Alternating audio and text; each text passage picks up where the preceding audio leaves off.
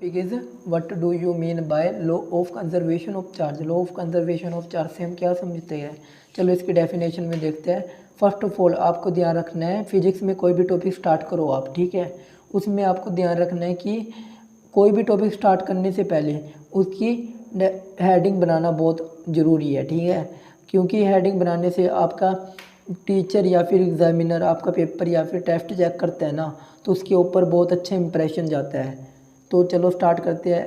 आपका टॉपिक आज का state that the charge neither be create nor be destroyed. जो चार्ज होता है ना उसको ना तो बनाया जा सकता है और ना ही डिस्ट्रॉयड मीन्स उसको ना ही ख़त्म किया जा सकता है। But total charge, charge means positive negative charge बोल रहा हूँ मैं आपको। चार्ज दो प्रकार की होते हैं, एक पॉजिटिव होता है एक नेगेटिव। इनको ना तो बनाया जा सकता है और ना ही इनको ख़त्म किया जा सकता है। But total charge of isolated system always remains constant.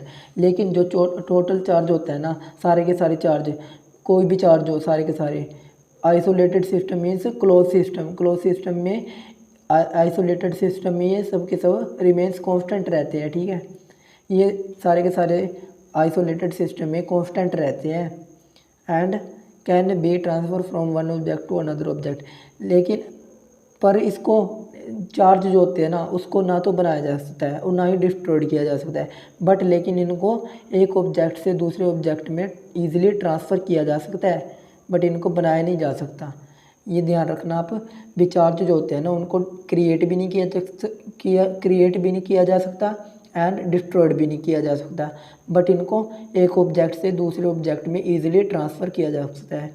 Example के लिए electron plus positron is equal to photon. Electron और पॉजिट्रॉन मिलके क्या बनाते हैं, photon. In case of atom के केस में number of proton in atom भी, उनकी संख्या, प्रोटॉन होते हैं ना, एक एटम होता है, उनकी संख्या, प्रोटॉन की संख्या उसमें एटम में, उसकी संख्या प्लस नंबर ऑफ कितनी मात्रा में है, ठीक है, प्रोटॉन कितनी मात्रा में है, positive charges. Number of electron in atom भी, इलेक्ट्रॉन कितनी मात्रा में है एक एटम के अंदर, तो उनसे मिलके क्या बनती है, एक एटम बनती है भी। प्रोटॉन प्लस इलेक्ट्रॉन से मिलके एक एटम बनती है जिसके ऊपर चार्ज होता है न्यूट्रल होता है, ठीक है। अगर जो आपको कोई पूछ ले भी इलेक्ट्रॉन पे कितना चार्ज होता है, तो आपको बोलना है नेगेटिव, नेगेटिव चार्ज होता है इलेक्ट्रॉन पे, एंड प्रोटॉन के ऊपर होता है पॉजिटिव चार्ज, और एटम के ऊपर होता है न्यूट्रल होती है एटम, ठीक है। एटम इज़ न्यूट्रल होती है एटम, ठीक है।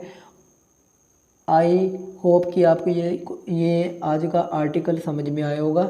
अगर आपको अब भी इससे रिगार्डिंग कोई क्वेश्चन है आपके माइंड में, तो आप मेरे को कमेंट सेक्शन में बोल सकते हैं। Thank you.